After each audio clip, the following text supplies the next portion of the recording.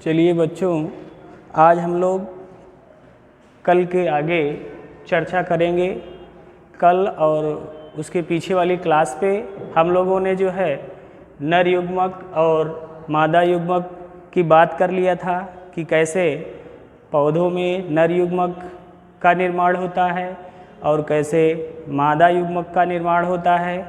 जब दोनों युग्मक निर्मित हो जाते हैं, परिपक्व हो जाते हैं, तब उसके बाद निषेचन के लिए ज़रूरी ये होता है कि नर युग्मक मादा युग्मक तक कैसे पहुँचे, नर युग्मक मादा युग्मक तक कैसे पहुँचे।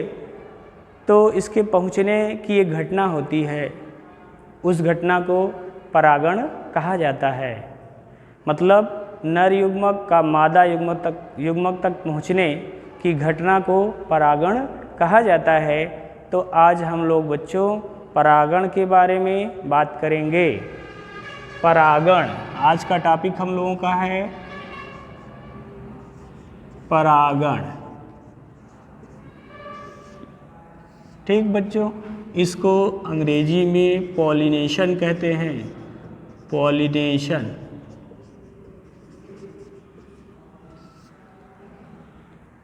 तो किसी भी पौधे में जो नर युग्मक होता है उसको हम लोग परागकण कहते हैं,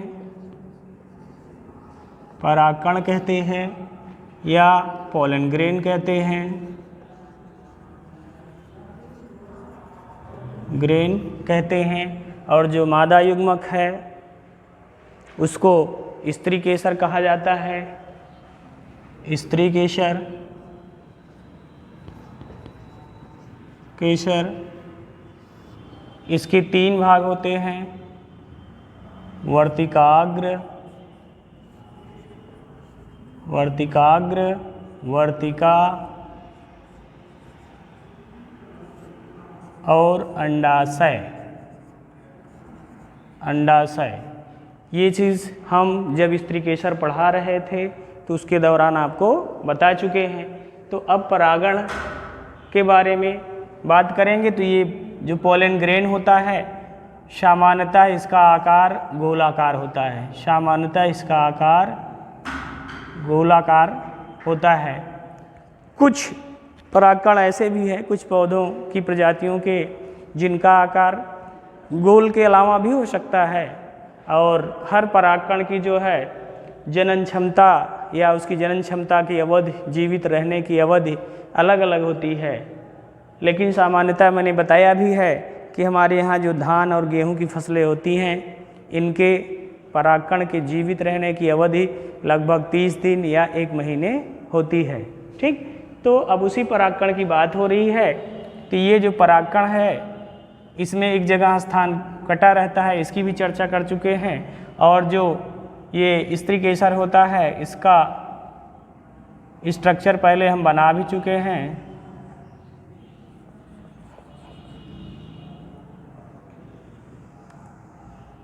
ये कुछ इस तरह से हमने बनाया भी था।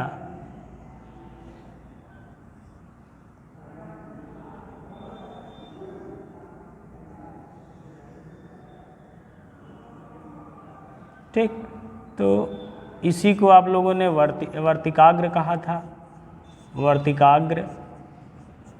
ठीक, इसको वर्तिका कहा था, इसको अंडाशय। ये चर्चा हो चुकी है। अब परागण है क्या, हमें समझना है। तो परागण की घटना को आप ऐसे समझें, ये जो किसी पुष्प का परागकण है, ये परागकण किसी भी माध्यम से यहाँ आकर वर्तिकाग्र पर पहुँच जाए, इसी घटना को परागकण कहते हैं। मतलब ये परागकण आकर के वर्तिकाग्र पर पहुँच जाए, ये इस तरह से, माध्यम चाहे जो भी हो, किसी माध्यम से। ठीक, किसी माध्यम से परागकण वर्तिकाग्र तक पहुंच जाए, इसी घटना को परागण कहा जाता है। अर्थात आप ऐसे कह सकते हैं कि परागकण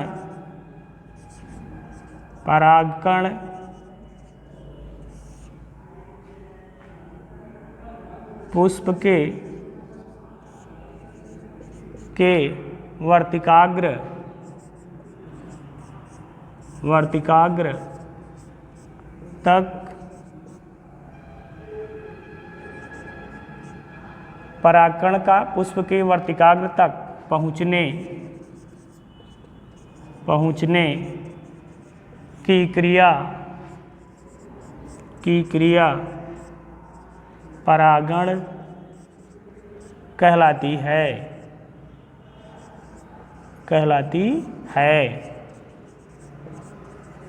ठीक है बच्चों, तो ये घटना हमारी परागण कहलाती है। तो अब ये परागण के प्रकार की बात होती है। पुष्प के पुंकेसर के परागकोश से परागकण निकलकर वर्तिकाग्र तक आ गया, ये घटना परागण कहलाई। माध्यम चाहे जो भी हो, माध्यम कोई भी हो सकता है। अब इसके बाद आती है परागण के प्रकार। परागण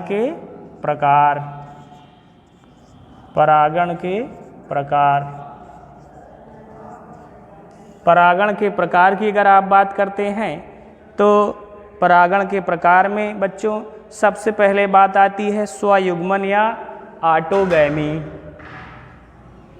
सबसे पहले बात आती है बच्चों युग्मन या इसी को ऑटोगैमी कहा जाता है। ऑटोगैमी। अब इसको बच्चों हम लोग अच्छे से समझें कि स्वयुग्मन या ऑटोगैमी क्या होता है।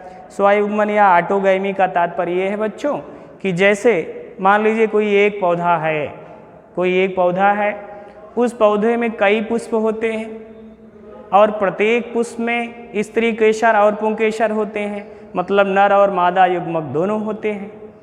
तो इसी में हमको समझना है कि स्वयुग्मन या ऑटोगैमी है क्या। तो इसमें आपको ये देखना है कि किसी एक पौधे के एक ही पुष्प के, पौधा भी वही होना चाहिए, एक होना चाहिए, और जो है उसी के एक पुष्प की, क्योंकि एक पौधे में एक से अधिक पुष्प होते हैं तो केवल एक पुष्प की बात कर रहे हैं, एक ही पौधे के एक पुष्प की बात कर रहे हैं। एक ही पौधे के एक ही पुष्प के परागकण जब उसी पुष्प के वर्तिकाग्र तक, उसी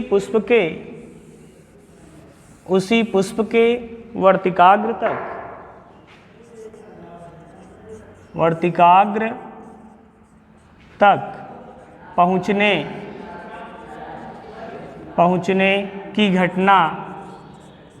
की घटना स्वयुग्मन कहलाती है। स्वयुग्मन या ऑटोगैमी कहलाती है।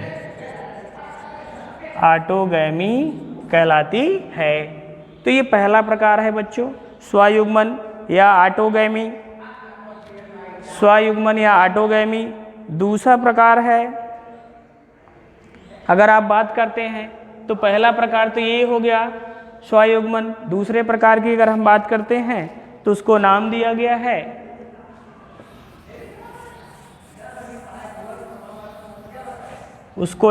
गया है, दूसरे प्रकार को सजात पुष्पी परागण कहा जाता है। सजात पुष्पी परागण।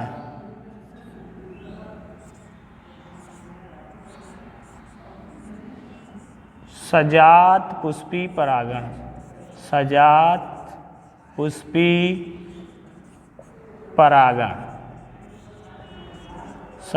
पुष्पी परागण, ये दूसरा प्रकार है, सजात पुष्पी परागण। अब इसको आप समझें अच्छी तरह से, सजात पुष्पी परागण क्या है। इसमें हम लोगों ने स्वयुग्मन में देखा, एक ही पौधे के एक ही पुष्प का नर युग्मक भी हो और उसी का मादा युग्मक भी हो। लेकिन सजात पुष्पी परागण में क्या है बेटा, पौधा एक हो, पौधा एक हो और उसी पौधे में अलग अलग पुष्पों के बीच, पौधा एक हो, पुष्प अलग अलग हों, पुष्प अलग अलग हों। उसमें पौधा भी एक ही था, पुष्प भी एक था, लेकिन इसमें पौधा एक हो, पुष्प अलग अलग हो, पौधा एक हो, पुष्प अलग अलग हो, अर्थात अलग अलग पुष्पों के नर और मादा युग्मक का आपस में मिलना सजात पुष्पी परागण कहलाता है। सजात पुष्पी परागण कहलाता है, मतलब एक ही पुष्प ना हो करके अलग अलग पुष्प हो और जो है उसका नर और मादा युग्मक आपस में मिले, इस क्रिया को सजात पुष्पी परागण कहते हैं। और तीसरी घटना जो इसके अंतर्गत आती है, तीसरे प्रकार का जो है उसको कहा गया है परनिषेचन। तीसरा प्रकार इसका है परनिषेचन।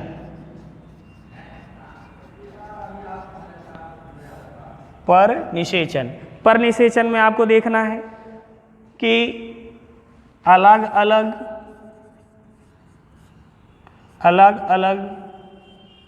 पौधों के नर युग्मक और मादा युग्मक आपस में परागण की क्रिया करें तो इस घटना को सजात पुष्पी पर निषेचन कहा जाता है। मतलब जब अलग अलग पौधा भी हो और अलग अलग पौधों के अलग अलग पुष्प से नर युग्मक और मादा युग्मक आपस में मिले तो इस घटना को परनिषेचन कहा जाता है। तो ये हो गया परागण के प्रकार। अब बात आती है परागण के एजेंट, परागण के कारक की बात करते हैं हम लोग कि परागण की क्रिया जो हो रही है, घटना ये हो रही है, वो किन कारकों के माध्यम से होती है। तो अगर परागण के एजेंट या परागण के कारक की बात करते हैं के कारक, तो इसमें अनेक कारक होते हैं। जैसे पहला कारक की आप चर्चा करते हैं तो परागण जल द्वारा हो सकता है, जल द्वारा हो सकता है। आपने इसको व्यवहार में देखा भी होगा कि जैसे जल में उगने वाले पौधे हैं तो उनका जब पुष्प मैच्योर होता है, परिपक्व होता है, तो उसके परागकण उसी पानी में विसर्जित हो जाते हैं। पानी के साथ बहते बहते एक स्थान से दूसरे स्थान तक चले जाते हैं और दूसरे पुष्प के वर्तिकाग्र पर पहुंच जाते हैं और परागण की घटना हो जाती है। तो इस तरह से होने वाली घटना को जल परागण कहा जाता है। ऐसी घटना को जल परागण कहा जाता है। फिर दूसरे कारक की बात जैसे करते हैं आप तो वायु परागण आप कहते हैं। वायु परागण मतलब वायु द्वारा परागण की घटना। हवा चल रही है और पौधे का स्त्री केसर और पुंकेसर भाग मैच्योर है तो परागकण परागकोश से निकलकर हवा के माध्यम से उड़ते हुए वर्तिकाग्र तक पहुंच जाता है तो परागण की क्रिया हो जाती है।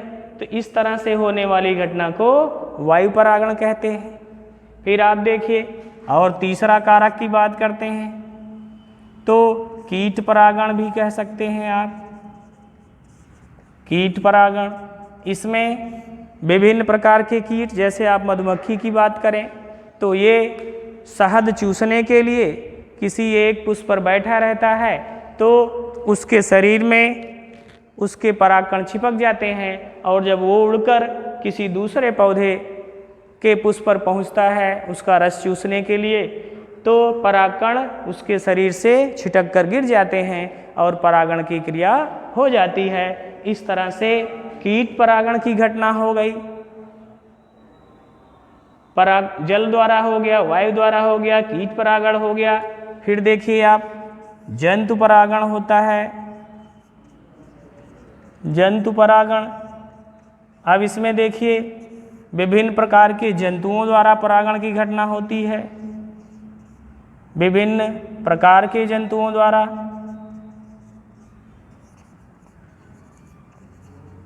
जैसे कोई जंतु है किसी खेत में फसलों के बीच टहल रहा है घास खाने के लिए, तो उसके शरीर में पौधों के पुष्पों के परागकण चिपक जाते हैं और एक स्थान से दूसरे स्थान की तरफ जब जाता है तो वो परागकण विसर्जित होकर गिर जाते हैं और परागण की क्रिया हो जाती है। तो ऐसी घटना को जंतु परागण कहा जाता है। अब जैसे देखिए इसी जंतुओं के अंतर्गत मनुष्य की भी बात आती है, मनुष्य द्वारा भी परागण की घटना होती है। जैसे मान लीजिए मनुष्य खेतों में काम कर रहा है और उसके शरीर में या उसके हाथ में पैर में कहीं भी परागकण चिपक जाते हैं और जब वो काम करते हुए खेत में फसल के बीच आगे बढ़ता है तो परागकण विसर्जित होकर के गिर जाते हैं। तो इस तरह से मनुष्य द्वारा भी परागण हो जाता है। तो इस तरह से अगर देखें तो परागण के विभिन्न कारक हो सकते हैं, अनेकों कारक हो सकते हैं। तो इस तरह से कुछ मुख्य एजेंट की बात हो गई परागण के कारक के बारे में, जल द्वारा, वायु द्वारा, कीट द्वारा, जंतु द्वारा, विभिन्न प्रकार के परागकणों की बात हो गई। तो इस तरह से देखिए परागण की क्रिया जब हो जाती है तब परागण के बाद निषेचन की बात आती है। निषेचन की बात आती है तो देखिए निषेचन बच्चों जो है आपने पढ़ा होगा, एक बार 11 में फिर चर्चा कर दे रहे हैं। इसके जब परागण की घटना होती है तब उसके बाद निषेचन होता है, जिसको आप फर्टिलाइजेशन कहते हैं। ठीक, ये निषेचन बच्चों जो है दो प्रकार का होता है। एक को आंतरिक निषेचन कहा जाता है, आंतरिक निषेचन, और दूसरा है बाह्य निषेचन, बाह्य निषेचन। ठीक, तो आप निषेचन दो प्रकार का हो गया। निषेचन मतलब नर और मादा युग्मक के मिलने की घटना निषेचन कहलाती है। अब ये नर और मादा युग्मक के मिलने की घटना दो तरह से होती है। एक ये हो सकता है आंतरिक निषेचन में, आंतरिक निषेचन में इसमें नर युग्मक जो है मादा के शरीर के अंदर प्रवेश करता है, तब उसके अंदर निषेचन की घटना होती है, तब उसको आंतरिक निषेचन कहा गया है। और बाह्य निषेचन की बात करते हैं तो बाह्य निषेचन में नर युग्मक विसर्जित हो जाता है, जैसे जल में विसर्जित हो गया या वायु में विसर्जित हो गया, और मादा युग्मक से जाकर जो है मिल जाता है। उस तरह से निषेचन की घटना जब कंप्लीट होती है तो उसको बाह्य निषेचन कहा जाता है। अर्थात पौधों में नर युग्मक मादा युग्मक बनने के बाद परागण की क्रिया हुई, परागण की क्रिया के बाद निषेचन की घटना होती है, तब जाके जो है उसका जीवन चक्र पूरा होता है। इस घटना को पीढ़ी एकांतरण भी इसमें पाया जाता है। पीढ़ी एकांतरण में क्या होता है बच्चों कि कुछ या अधिकतर जीव ऐसे हैं जिनमें जो है द्विगुणित अवस्था और अगुणित अवस्था आती है एक के बाद एकांतरण होकर के, मतलब द्विगुणित अवस्था आई, फिर एक गुणित, फिर एक गुणित से द्विगुणित, तो उस घटना को पीढ़ी एकांतरण कहा जाता है। ये